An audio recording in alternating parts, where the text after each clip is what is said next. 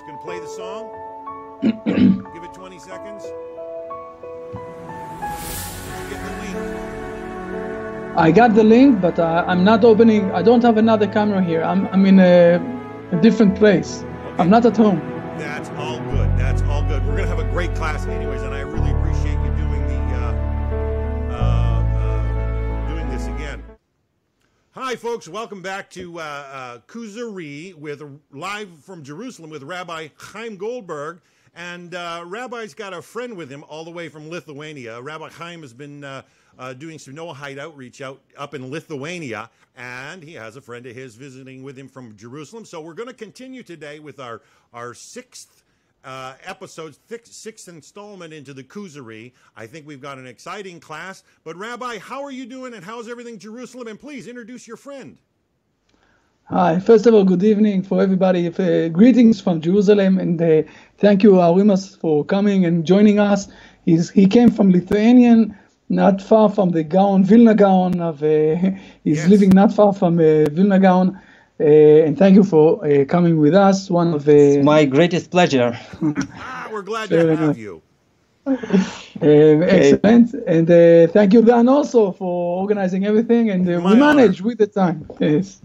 Not it's a problem. My honor. So, how are Noahides doing up in Lithuania? Have you got a good community starting up there? Well, we started 1 year ago. Yes. Okay, now we are about 150 strong. Wow, and that's huge. we are so we're adding about one member a week. Excellent. Okay, yeah, so we are mostly internet society. We don't meet, physically very often. But otherwise, otherwise, we are on track, progressing, and I think that things are looking up for us. Oh, that's exciting. I know we here in the West, in Canada, Canada is such a big land and fairly sparse. I'm connecting more and more myself with Noahides. I have had the honor of meeting so many in the United States, people in Tennessee, people in Kentucky, people in Oregon and Washington, and all over the U.S. I mean, it's really starting to take foothold. Even met plenty of people down in Australia, and it's exciting to see the Sheva Mitzvot being embraced for the reality and the truth of what they really are. And I'm so grateful and honored that Rabbi Chaim is taking his time to share with us out of the book of the Kuzari. But if you're reaching 150 people in Lithuania, you've got to be doing something right. Have you got any advice for us here in the West? Not only that, the very community is just a start. He's changing the whole of the country.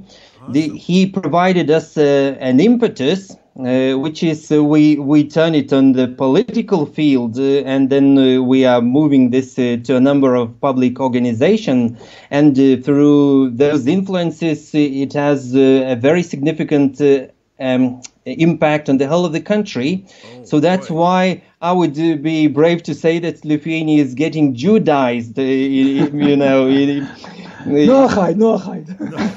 Okay, well, I don't know how to put it precisely, but anyway, so, Lithuania is really very positive about Jews. We have very, very little anti-Semitism, all virtually non-existent.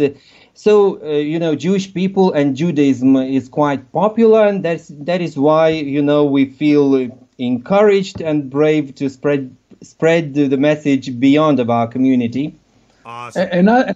Another point I must mention also, that every time that I'm visiting Lithuania, yes, we are managing to organize a meeting face-to-face with people, and people are coming, and it's also something very interesting that's happening when I'm in Lithuania, but also they started also by themselves, without me, also to start gathering together from time to time, and it's awesome.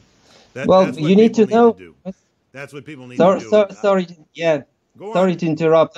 I need to tell you that Rabbi Chaim is originated from Vilna. He's a Litvak, so that means a Lithuanian Jew. Yes. Okay, so this is why we feel so close. It's because, also we study, of course, the Lithuanian branch of Judaism, and this is why he's a perfect find for us. Excellent. I've had the blessing of reading some of the Vilna Gaon's material, but when I met Rabbi Chaim, I find that when he takes the time to convert a word into English for me, he has a knack of selecting the word that I need to hear, and it just dispels a lot of confusion. And all I can say is that the Noahide message is for everyone. And as far as the Jewish roots, I mean, Hashem has a purpose and a plan for everybody. He has a purpose and a plan for the Jewish nation to be a light to the rest of the world. And we have our role, and that role is intrinsically intertwined with the Noahide purpose in the seven mitzvot, understanding the depth of them. But I get excited the deeper and deeper, the more you study how they're real and applicable, and trying to reach our communities is really, with that message, is really community changing. And I'm glad to hear that in Lithuania there's great work and open reception to it. I know that there's some anti-Semitism going on in Europe. We have pockets of that here in North America. But in general, the Noahide is received in North America reasonable, but there's still a lot of I need to know more about it. And we're so thankful that Rabbi Chaim is taking the time out to even share depth of the Kuzari, which goes back, we know, over 850 years, 880 years, nearly 900 years old, the work we've been sharing. And I know that some of our viewers have enjoyed it so far. Are we going to jump into the class, Rabbi? Or yes. Do you have any more to share? No, it's okay. Let's start with the class. Everything is okay. Well, we can start speak about the Kuzari. I just wanted to remind our audience that they still have some time for the next 10 days to take advantage of that discounted offer that you had with Jerusalem Journey. The link is provided in the below the post, so feel free to check into that. Possible 9-day trips to Jerusalem. You might get to meet Rabbi Chaim personally, and we're hearing some great things. I read today that a tiny weight was found from the First Temple period near the Western Wall recently.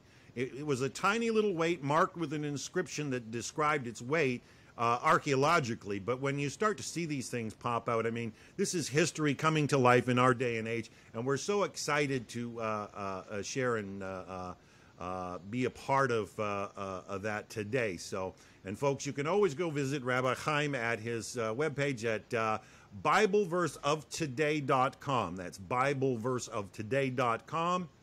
So shall we just get into the Kuzari? Yes, we can start. I think it's important to start because the main issue here is that we want also to learn the ideas of the Judaism that the Kuzari is spelling out, saying to us. So let's start. Yes. Yeah, that's why we're here.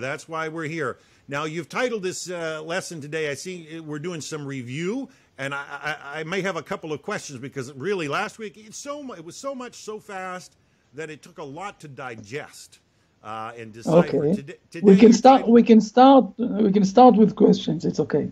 Well, okay. Well, I'll start by reading, but you've entitled this "The Roots of Faith" as well as "Unbelief," and in verse 76 of the Kuzari, SA1, Al-Kuzari says, "Well, all I can see is that they have misled us by these names and caused us to place another being on par with God if we say that nature is wise and active.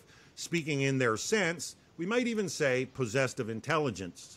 And I know that a lot of people today apply or attribute things to nature as though it's alive in a sense, and we know that that's wrong. So any comments on that, Rabbi?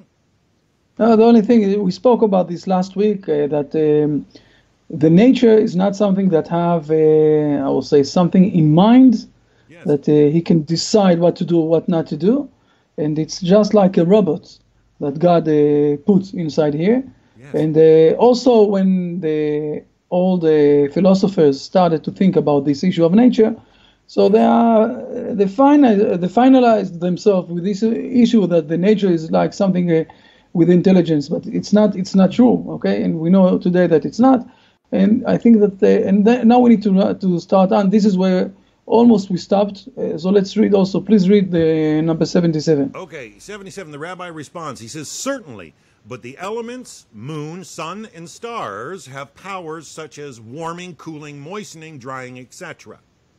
But do not merit that wisdom should be ascribed to them, or be reckoned more than a function, forming, measuring, producing. However, and all that shows an intention, can only be ascribed to the all-wise and almighty. There is no harm in calling the power which arranges matter by means of heat and cooling nature, but all intelligence must be denied it.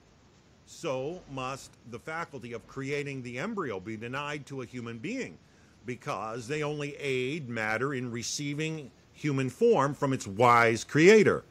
Thou must not deem it improbable that exalted divine traces should be visible in the material world, when this matter is prepared to receive them. Here are to be found the roots of faith as well as unbelief. And I really want to ask you a clarity on this, because people understand. I know that this verse 77, it talks about, as we mentioned last week, about the laws of thermodynamics and heating and cooling, forming, functioning, interacting. But that we can't ascribe any notion of intellect to. But can you explain a little bit more on the roots of faith as well as unbelief? I want to explain, but I think that first of all, the Kuzari himself is saying very widely and very deep what exactly he is meaning. The issue is that it's all a question of what exactly is our intention and our means, what we think, right. And this is what's bringing us to these roots of faith or unbelief. So let's please read the 78 and 79. Maybe I will stop you in the middle of 79, because he's also asking Al-Kuzari, how is this possible? What is it exactly? Yes, that's what Al-Kuzari asks in 78. How is it possible? And then in 79, the rabbi responds, well, these conditions which render man fit to receive this divine influence do not lie within him. It is impossible for him to gauge their quantity or quality. And even if their essence were known, yet neither their time, place, and connection nor suitability could be discovered. For this inspired and detailed instruction is necessary. He who has this is one side. The one side is that we don't know how exactly or what exactly we need to do to get connected with God. So we spoke about this, that we have some sort of like we're doing, as we said last week, like we're doing some sort of a party. So the day after that, we can see footsteps of this party that was the day before. So God have a lot of footsteps inside here, this world, and the most important footstep is to see human being alive, and that he have inside his body also a soul. But how exactly the connection is going to be more wider and more exact, this is something that we need, those details. We need the instructions, exactly what to do. And if we know that we're working with these instructions, and this is, you can continue on now reading. Right, okay. He who has been thus inspired and obeys the teaching in every respect with a pure mind is a believer. That's quite a profound statement.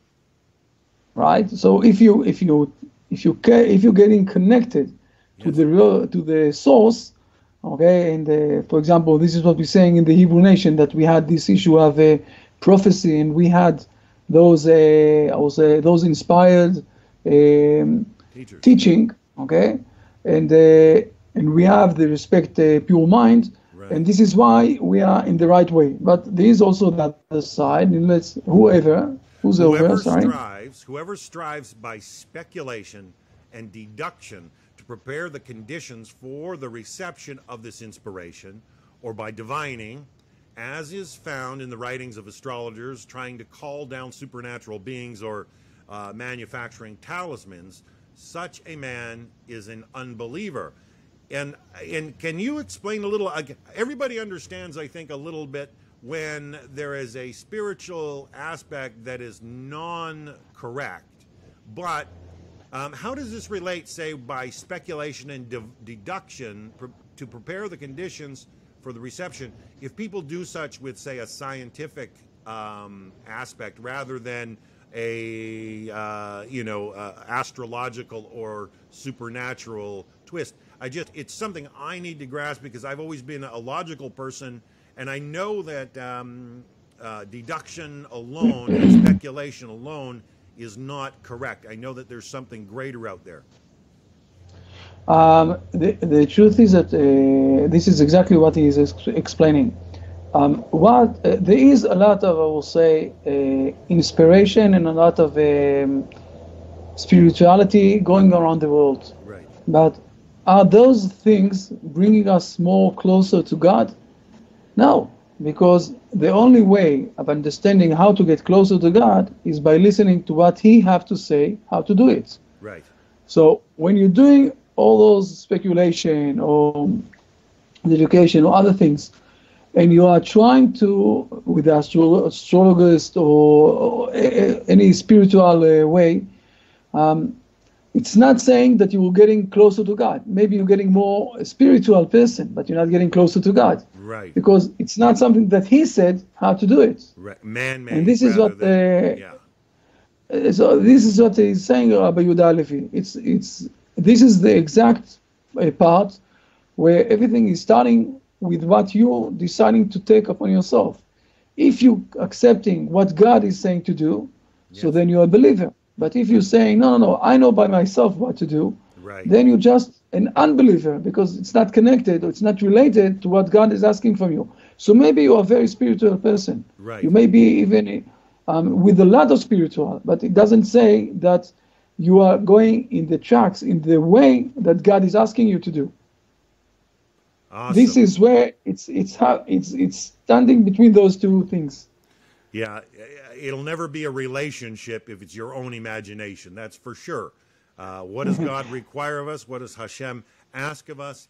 And I found that the Sheva Mitzvot, the seven Noahide laws. Yeah, they give us a direction and a framework and a structure that begins to open a greater understanding of, hey, Hashem has a purpose for each and every one of us, and there is fulfillment of life in understanding and walking in a relationship with Hashem in that regard. Shall I continue? Yes, just before that, I will say one more note. This is exactly the issue of praying. If you pray to God, I must say that this issue of praying in other beliefs is a bit different than what we are doing in the Hebrew nation. And we have also Siddur for Noahide people. Okay. And the issue is that this issue of praying is basically getting connected, like getting connected to the source of let's say, the light. The bulb won't get any light if it won't be in the source of the electricity. And this is the exact thing. When you're praying exactly to God in the way that God said to us how to pray and how to get connected with Him, with the right timings and everything else, this is where you're starting being being a real believer that is getting connected to the source. And this is more or less on the same purpose, on the same issue. But we can continue on. Awesome. There's an interface between the nations of the world and Hashem in the Noahide laws. It's exciting. Okay. He may bring offerings and burn incense in the name of speculation and conjecture, whilst he is in reality ignorant of that which he should do. How much, in which way, by what means, in which place, by whom, in which manner, and many other details, the enumeration of which would lead too far. Yes, okay. And this is where he's unbeliever, because he's doing it from himself. He's doing it with his speculation. He's doing it with his conjecture. He's doing everything by himself. And he's losing it. He's unbeliever. But the Kuzari is continuing on with one of the most, I will say, important things, big point that is showing us, and I will also reveal an underneath issue, or much more understanding of this issue. So he is like he is like he who acts in this manner. He is like an ignoramus who enters the surgery of a physician famous for the curative power of his medicines. The physician is not at home, but people come for the medicines. The fool dispenses them out of jars, knowing nothing of the contents, nor how much should be given to each person. He thus kills with the very medicine which should have cured them. Should he by chance have effected a cure with one of the drugs, the people will turn to him and say that he helped them, till they discover that he deceived them, or they seek other advice and cling to this without noticing that the real cure was effected by the skill of the learned physician who prepared the medicines and explained the proper manner in which they were to be administered. He also taught the patients what food and drink, exercise and rest, etc., was necessary. Likewise, what air was the best and which place of repose. Like unto the patients duped by the ignoramus, so were men with few exceptions before the time of Moses. Okay, so it's an amazing parallel. It's an amazing idea, because we need the person who, I will say, built up all of this structure, how to give him, what medicine to give to whom, what food he needs to eat and everything else. And if someone is coming out from nowhere and starting to spread them out because, those things are helping, right, it doesn't say that it will be right, it will be exact. And the hidden assumption, it may be even do harm, right, exactly. Now the hidden assumption here is basically speaking about the issue of the mitzvot. We're speaking about 7 laws for Noahide. Yes. By the way, it's much more than that. It's 32 laws, but I won't go inside to this issue now. And if someone is taking upon himself to be a Noahide, he can do even more than that. Yeah. And we're speaking about the 613 mitzvot for the Jewish people, right, and more mitzvot for others. He is now showing that the issue of the mitzvot, of the actions, is like a medicine. It's something that is repairing us, is healing us from being harmed, to rebuild ourselves to something that we will be much more with strength. Right. So it's a very interesting parallel that he's taking, because he could have taken, for example, I will take for today, okay, something like today, the seatbelt that we're putting when we're going inside to the car, because it's a law that we need to do, but from the other side, it's something that's helping us. If we won't do it, we might get harm, God forbid, from an accident. But he didn't talk, some example like that. Okay. And he also didn't talk an example of, let's say, for example, when he was speaking about a soldier, that he also supposed to get dressed like a soldier. So it's something that is only connected to the rules, but it doesn't have any effect in our life. He is taking here some parallel that is connected to something that is related to our life. When you're eating or taking some medicine, yes, it is repairing you from being ill.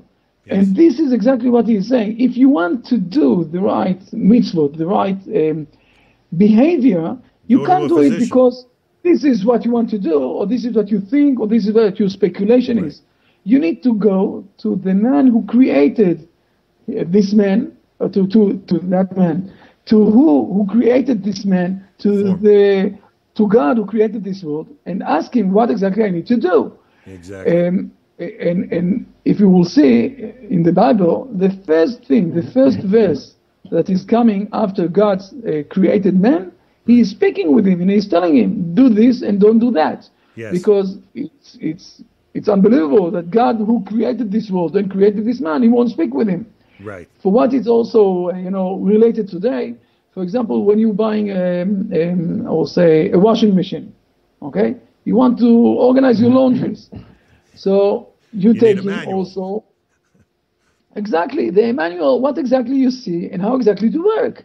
Right. And this is what he's saying here. We as a human being, like we have in our body, in the physical body, we need the medicine that will help us, that will build us, and we need to know exactly what to eat, how to eat, how to sleep, and everything else. We need also for the spiritual issue, the Emmanuel, and God gave this to us. So if you're taking it by yourself, right, then you're an unbeliever. But if you, with a lot of humility, right, understanding that you need to get it from God, and you're getting connected to God, then you're managing to repair yourself and to behave the exact way. Right. I've learned from some of your classes about people that run on cruise control or autopilot, taking for granted everything and not realizing the position and place where they are. I mean, yeah, our ability to choose to do actions positively need to be rooted in something, or they're actually not a choice. They can be autopilot or even animal instinct and rooted in the Yetzer Hara. So in order to really grow, we need to know, and we need that manual, and we need to understand what that manual asks. And we definitely don't want to get it for somebody who's pretending to be a surgeon, possibly passing along death, and we don't need that. Shall I continue? Because the next paragraph is the next paragraph. They were deceived by astrological and physical rules. Now that's huge. Physical rules. The amount of people today that just trust in the physical rules and that we will eventually discover everything. That's like saying I don't need that manual on how to beforehand and doing it consciously. And I think that's something that those that are into science need to begin to understand. If you're trusting in physical rules, it can be on the same par as astrological. They were deceived by astrological and physical rules, wandered from law to law, and that happens a lot in the scientific realm. They move from theory to theory to theory as if they're going to continuously grow. But in essence, it says here, from God to God, or adopted a plurality at the same time. They forgot their guide and master and regarded their false gods as helping causes, whilst they are in reality the damaging causes according to their construction and arrangement. And I really need to ask this question, because that law to law, we see with the people today that trust the scientific method alone, the tangible scientific method alone, that inevitably we will figure out. They're basically consciously determining their future based on a self-driven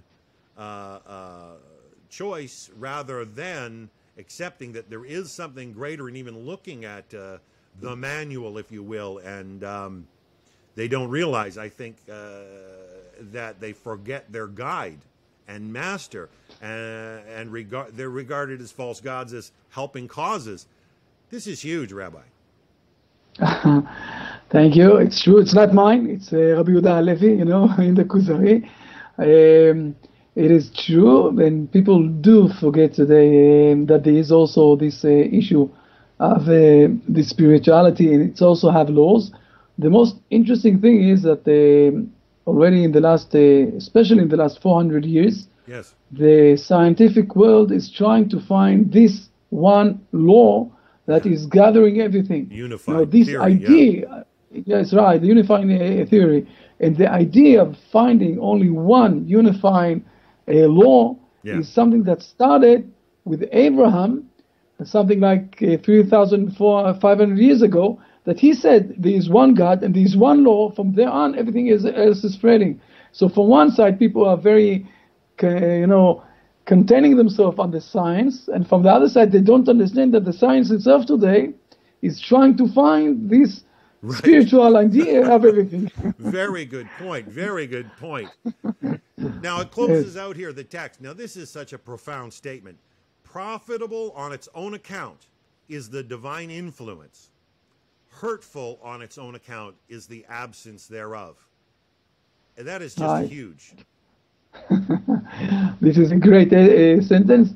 And from here on, next week, when we will continue in the Kuzari itself, basically we are going to at least soft what we say. I would say it's soft in English. In the end? At the end of the, this is where we're coming to the stage where we can start explain why I will say the Judaism, okay, the Hebrew nation is holding the most truth, but it's only after we laid down a lot of assumptions, and this is an opportunity for us to do some sort of a summarize till now what we've learned, and those are the questions and the issues that I raised up. Right. And also Arimas, who knows this book also, is also invited to speak about those issues that we're going to say. Awesome. And if you're asking me, I prefer to mention notes and that both of you will speak. And if there is something that I need to adjust, I will adjust, because it is more important that also to get a bit of the feedback to understand how much you took all of those things and what we missed, so I will manage to organize it again. Okay? Fair enough? Fine. Okay. This is why we have both of you also. You've read the Kuzari yourself and you're familiar? You okay? Sure, of course. Rabbi Chaim chose me this book at a bookshop when I was in Jerusalem last time. Awesome. So I read it, with great interest, very slowly, very attentively, put a lot of notes. So of course, I have my opinion about this book. Well, okay, maybe you can give us some of the feedback based on what we've discussed so far. A few points or questions as a short summary. It really started out with a dreaming opening, a dream. What have you got to say about the original opening of the Kuzari book with the El Kuzari having a dream? Okay, so I think that we are pretty much all the people of the world are tantalized by existential issues. So what is the truth? Why I am living, and so on. So of course we can relate to this starting opening of this book. The king is tantalized by those questions, and he's making, in fact, a very intelligent, very smart thing. He's investigating. Many people, just how shall I say it, settle for anything that is at the hand. For example, they go with a tradition, or they just go with the nearest sect at hand. While he is investigating, this is what every intelligent person should do, and I think that this is what we must have done. Otherwise, we wouldn't have gotten to this place. We wouldn't become Noahides. Mm-hmm. Right. I think even we all should be able to relate to this in the sense that we all have a longing or a nagging deep down inside that the dream itself that Judah HaLevi writes about, it's something that we all have questions internally about ourselves. And Al-Kuzari goes into probing all the aspects at the upper echelons. Secondly, he says, well, what have we learned from the dream itself? Any points? Okay, so I cannot gather what what have we learned from this. Now I think that I got the point. So that is, we were looking for the answers to the big questions of life. Right. So, and what is if without investigation? So what we were like in the dream, okay? And what have we learned without investigation? Mm-hmm. Virtually, well, you can answer for yourself, but I think that the answer would be quite universal. Some people say, I found, say, my way. I'm happy with it, and I'm quite happy to continue going this way, and hopefully it will turn out well for me. But this is not sustainable, more often than not. Exactly. Say, if you live in illusion, at one point or another you will hit, how shall I say it, a wall. Hit the deadlock. Hit the wall, okay? This will be painful for you, okay? And then you will be returned, say, to the beginning. Well, you will have no choice but to become serious about your existential questions. So that is, I think, that what Kuzari is saying here is that what we have learned from this dream is that the end of it is always painful. Yeah, that's so true. I really think that the nagging questions of life, unless somebody's running on autopilot and not paying attention, refusing to see that there is a greater reality and being trapped by the cares of this life alone, not acknowledging, more or less functioning like an animal. The dream that nags internally in all of us, I think, should draw us to begin to look at all the aspects and listen, and there are answers there. And I find that that's exciting to know that Hashem has provided the answers. Just like you said, Rabbi, even one of the first verses after he introduced and created Adam, Hashem began to dialogue. And so there are answers there if people begin to look. The next point you've got there, Rabbi. Just a moment, please, please, just a moment. I want to say also two small points that it's important. Also, first of all, very nice things, and this conversation is really excellent. I really enjoy that, and thank you very much for both of you. One point I want to mention, that it's trying to show us also that if we want to speak, there are other ways of getting knowledge to our mind. So it's not only the senses, it's not only the mind. Right. We also have something like prophecy, that the first step of prophecy is dreaming. So if we want to understand, the Hebrew nation is also starting with a dream. And the word of the in the Bible we say Shir Ma'alot Beshuv Adonai et Shivat Zion Hayinu K'cholmim. When God will return us back to the Hebrew land, to Israel, we will be like dreaming. And the issue of dreaming is the first step of prophecy. And the second point I want also to remind us is that the dream itself was, it was saying to him, he was told all the time that his behavior, his tension, his ideas, his wish, his will is good, but his actions are bad. And we spoke in length about the issue of the Jewish nation to combine together, that it will be on the same path, the actions in our mind, not that we will be only, that we will say that we believe in X, Y, Z and everything is okay, or that we will do things and that's it. And what we need is to combine that our beliefs and our actions will be on the same level. And those are also 2 points that we mentioned, except for what the nice things that you said that we learned from this dreaming of the beginning. Okay? Awesome. So let's go on. Let's continue. In verse 11, he talks about the big disappointment from the Hebrew. Please refresh my memory on that one, Rabbi. Okay. When he's asking the philosopher, okay, so speak to me, tell me what is God and who is God. So the philosopher is answering him, the God who created heaven and earth. And he's continuing speaking on, and then he's rejecting the philosopher. When he's speaking with a Muslim and with a Christian, it's the same thing. When he's speaking with the Hebrew man is saying to him, you're asking me who is God? God is the one who took us out from Egypt, gave us food for 40 years, and then he brought us to the land. And he's the God also of Abraham, Isaac, and Jacob. So the Kuzari king is saying to him, it's only because you're a bit madness, you all the time in the diaspora, so you don't really understand what I'm asking you, because I asked you who is God, and you're saying to me, he's the one who is holding us or keeping us. And he was very disappointed from this Hebrew answer in the beginning. Right.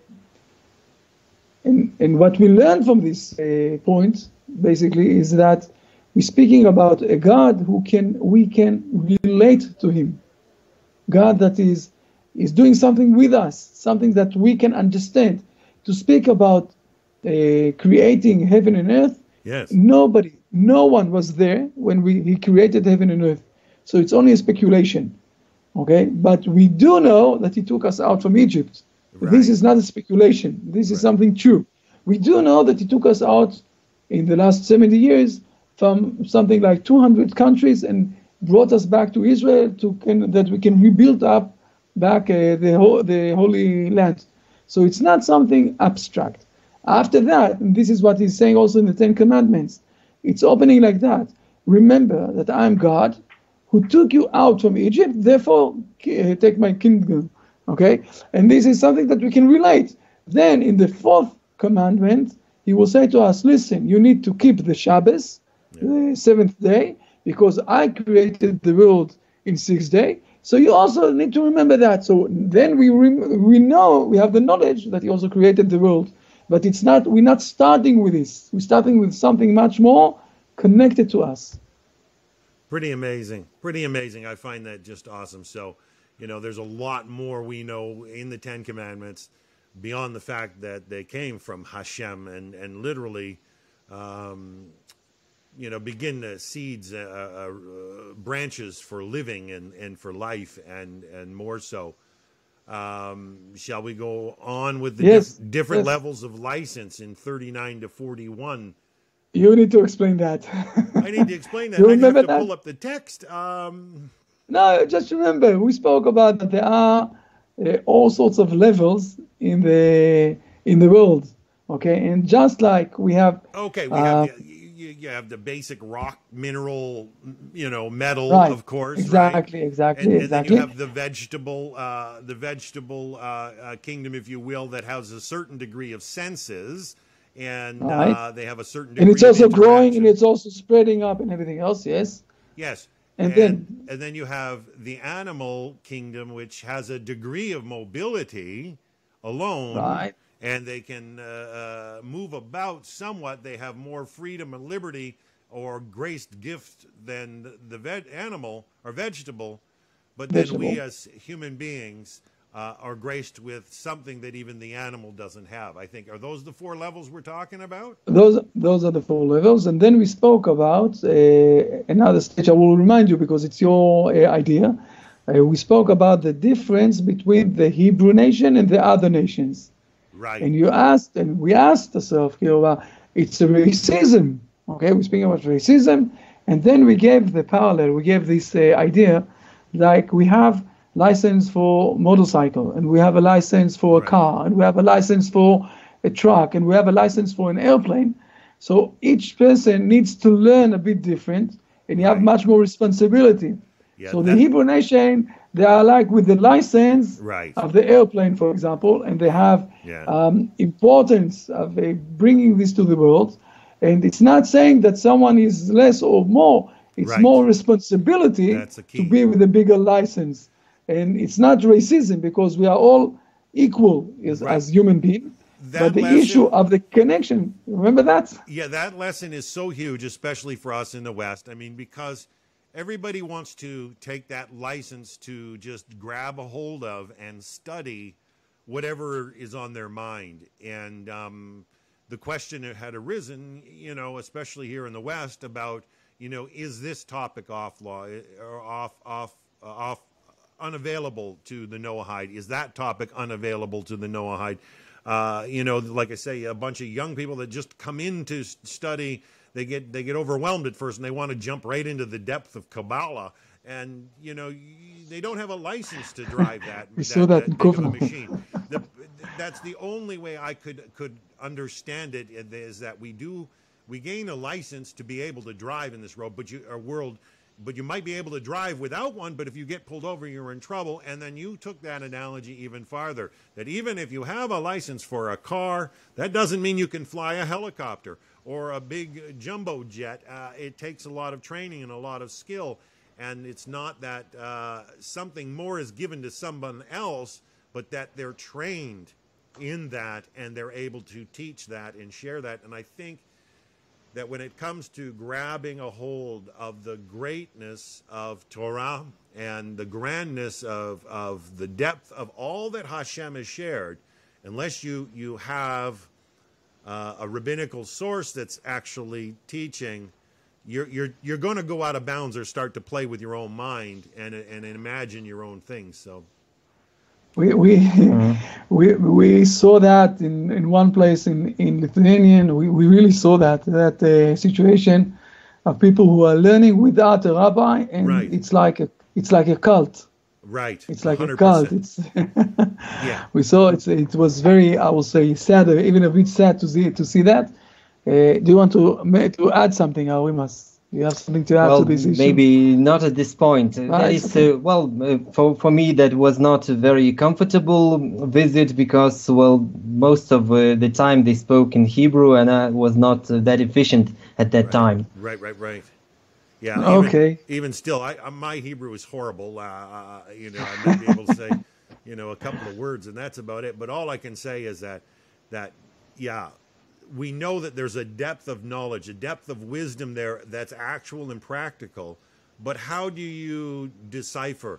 How do you digest that and then make it usable? It isn't just like trying to eat a meal. You know, you can't just dive into whatever unless it's being taught correctly. You're going to get it wrong if you don't. And I know that this is one of the biggest points the rabbis are being clear about is that they don't want the Noahides, you know, branching out into all different kinds of cults and sects, and that's not the intent. The intent is to be that place where Hashem is in your heart and you're actually growing and walking and talking, affecting your community in a positive manner, which is really where you know, we hope to grow here in Canada for sure. Well, Chris, yes, I would like to say something here. Sure. You know, I think that we have a very huge misunderstanding of what spirituality is. Yes. Normally, people understand that this is some kind of fog. You know, what you study, it makes you feel good. You know, then you make some rituals, it makes you even better. Somehow they related to roots and and stuff like this. But for me, spirituality, when I took a deep consideration of this, spirituality is in fact a very serious thing. Yeah. It's their tool, not a tool, but their tool to create your future. Look, consider, you know, just any religion, let's take Christianity. Yes. So, of course, there are several branches of Christianity. And if you take a look at Europe, we see that the Protestant nations were always ahead of the Catholic ones. Right. And the same goes, you know, Catholics were always ahead of, you know, Greek Orthodox. Sure. So if you take a broad look, we always see that, you know, those on the lower tier, somehow they hit a glass ceiling, okay? They cannot surpass it. Well, they want to join the ranks of the most, developed nations, but somehow they fail, okay? And I took a very serious look at the map, and I see that the most restricting factor for countries is the spiritual tradition. Right. Look, America, Canada, those are mostly Calvinist Protestant nations. So this kind of spirituality is quite prospective, quite promising. And nations who undertook this type of spirituality, they managed to create good life for themselves. Sure. You know, and we can look at this at every you know, religion, and we'll find a similar pattern that your spirituality is your fate. Right. So that is why, you know, we make a very, very big mistake in the West. Well, you say that you're Canada in the West. We think that we're also the West, but we are on the border. on the what you call most eastern part of the West. Sure. So, anyways, this reveals to us that choosing your spiritual path is of utmost importance. In fact, it's the most important thing in life to do. This is why, you know, we need to understand that this choice will determine most of the rest of your life. For sure. Okay, so so this is why you know, we must be extremely serious about this. Yeah, and always understand that sometime we are going to have to give account for our actions. And you know, I've been embraced. I mean, I've been working with his ministry for a number of years, God Over Time Outreach. I've embraced the fact that God knows all our days before one of them yet began. And the Psalms and the Proverbs are all clear that, yes, Hashem knows all, but that doesn't make us less accountable. And when he's reaching out to us in relationship, how is that relationship, begin to function? How does it look? How does it act? And I find that a lot of the religions today, they're the ones guiding it, rather than Hashem saying, this is how a relationship should be with me. And that is what the Noahide laws, that is what the Jewish nation is shining as a light is. God has asked this of you. Why aren't you doing that? Or God has asked that of you. Why aren't you doing that? Rather than just make it up and call it spiritual. And it's a big problem when it's self-guided versus truthfully what Hashem has asked. And I'm thankful that the Jewish nation has preserved what Hashem has in fact asked of them, and in how much, and in what quantities, and in times, and in when, and why, and how. And there's a whole depth there that we can begin to learn and grow from. I think it continues, Rabbi. It says about a few starting points. It talks about the years: Adam, Noah, Eber, Abraham, and the weekdays. Yes. Yes. You want to say something, and then I will say also. Well, just the number of years that he talks about. He's giving the tradition that was passed on to him. I mean, what we know today scientifically, what we factually know, I still am so blown away, and I labor with a lot of archaeology and a lot of scientific means, and I see a lot more of the scriptures are aligning more and more with what is and what can be known. And I noticed, and remember, we found that one section where it said, God forbid that the Torah ever be against any evidence, and it's not shown itself ever to be, and any of the supposed differences or supposed inconsistencies are really a lot of things we don't yet know. So we explained that the years that we are counting is more from the first Adam, who had I will say a soul of someone that is it's important for him to behave morally. Right. Before that, we don't know that people behaved morally. Right. They behaved like animals. And Right. maybe the world is much older with the years, but we starting only from the beginning of this issue. The most important part of this section, or the weekdays, I think it's very, I didn't mention here also the issue of the languages. He's also speaking about the languages. He's trying to build up in our minds Right. that there is also a way of thinking, that there is a starting point of everything. Right. Okay, and it's very important because the weekdays is the most profound. I was blown away to see because when did they start? Yeah. When did everybody agree that this is going to be only a 7 days? And not only 7 days, but also that everybody agrees that this is Sunday, this is Tuesday, and we're not all the time fighting what the day it is. But the issue is to understand that if everything started with 1 point, yes. So the beginning will be also that we will manage to reunite ourselves as one planet, as one people, as one together, that we don't need to fight all the time. Yes. It's very unique to the Hebrew tradition that we're saying that everything started with one man. Also, his wife, Eva, started from him. So we have one starting point. So at the end of days, we will manage to be one family. We will manage to go back to this starting point. And not like the philosophers are saying that the world was always end. Who started it? Oh, let's go, let's fight. I started first, he started first, and everything else. So those are the most important points here of the starting point of everything that we're speaking in this part of the Kuzari. Okay? Very exciting stuff. We've got about 10 minutes left, I think. It then goes on in 63 to talk about the philosophers and wise people. We spoke about this last.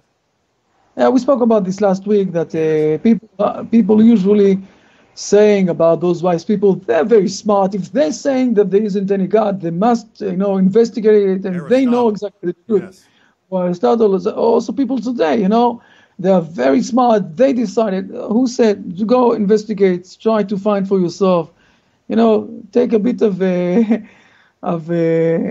don't be so afraid or so admire people because they are very smart. It's true, but try to find if they can't explain what they're saying, what they're speaking about. So you can say to yourself, very nice, fine, enough.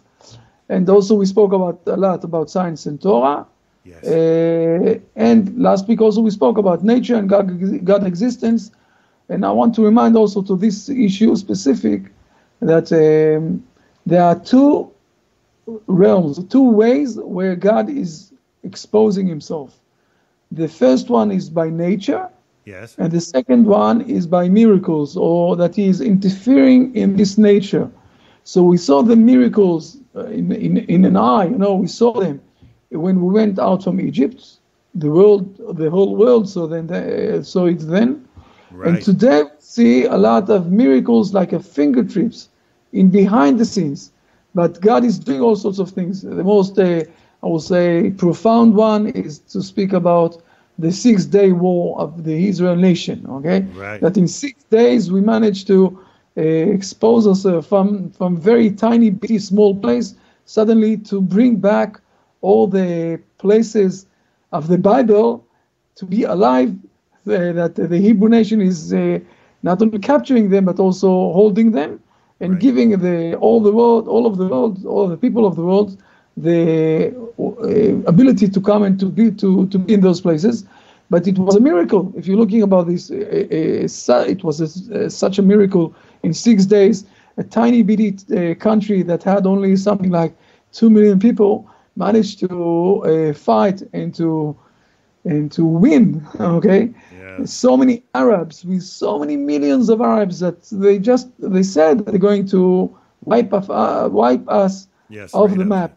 And suddenly, in 6 days, everything changed. So God have a lot of fingertips inside this world that we just need to open our eyes and to understand his existence, to see it. And he's also speaking with us through nature. So those are, I will say, the foundations, those points of the foundations. Now we can go inside and start to speak why the Hebrew nation is saying true things after we understand a bit how the foundation logic of the Hebrew nation. You want to add something also? So we are, in the finishing line, Sessions, right? Yes. Okay. Right. So of course, I would like to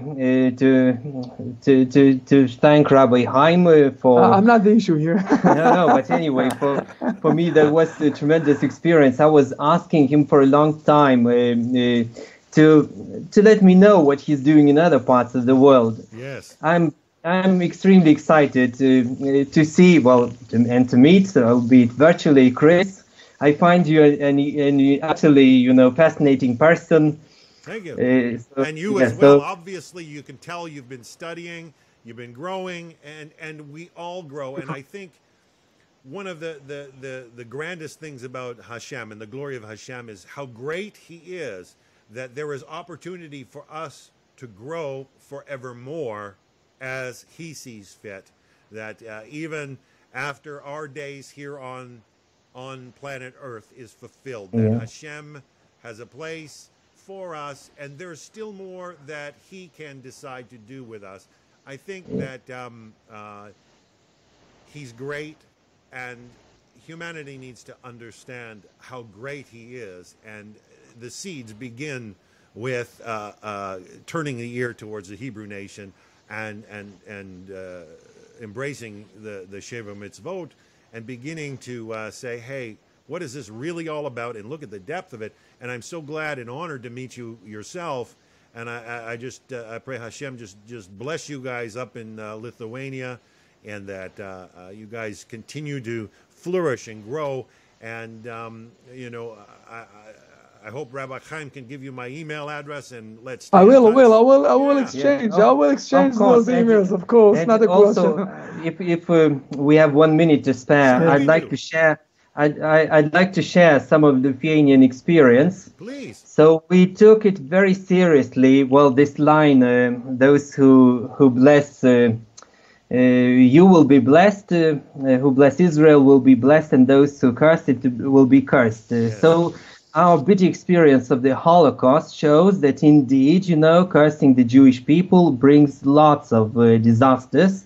So I could go at length, but also we decided to try, the first part of this line, and we took it very seriously to bless the Jewish people. And you won't believe how fast our problems start to melt, how things are improving in Lithuania. So I wish you to try this for yourself. And one last thing is, I insist that, we saw that, bracha, a blessing of Rabbi Chaim, also does miracles. Therefore, I insist that Rabbi Chaim blesses the Noahide community of Canada. Please go ahead. No, first of all, a lot of blessing from Jerusalem to all of the world, especially to Canada people in the society, and you especially, also especially you, Dan, with all of the things that you are doing there from Canada, and of course also Arimas and the Lithuanian community. Yes. And we know that we have also another meeting in Lithuania in another few weeks. Awesome. That we're going to do also a lot of good things there. To implement a lot of the Hebrew, I will say, tradition of the Hebrew blessings to Lithuanian and also to others, and a lot of blessing from Jerusalem to everybody. I think that those are amazing days that we have today in our history, that we see all over the world how people want to learn and want to understand, and we're starting to see the seeds of the unity of all of us together, because with the right mindsets and with the right, I'm all the time saying that with the right secrets of the Hebrew nation, we will manage to reunite it back and to stop all the wars and to bring much better life to our kids and to the next generations, and bring the days of the Mashiach to be reality, not only to be a dream like we started with the Kuzari. Everything starts with a dream. We have a dream. We have a dream that we will be together, and that the Mashiach will come and we will stop all the wars and everything else. And a lot of blessing from Jerusalem for that. Well, I think that just about does it for this show. So we are going to skip a week next week because I'm on vacation. Are we going to meet 2 Wednesdays from today, Rabbi? Exactly. We're going to meet 2 Wednesdays from today at the same time. Awesome. And Arimas, you can also be part of this issue from Lithuania. I enjoyed this experience tremendously, therefore I will. I must say that. All right, folks, we're going to sign off here from Canada, live to Jerusalem with Rabbi Chaim, and it's been an honor to meet his friends. Folks, you have a wonderful day, and thanks again. Look forward to seeing you in 2 weeks for our 7th installment of the Kuzari with Rabbi Chaim Goldberg. Yes.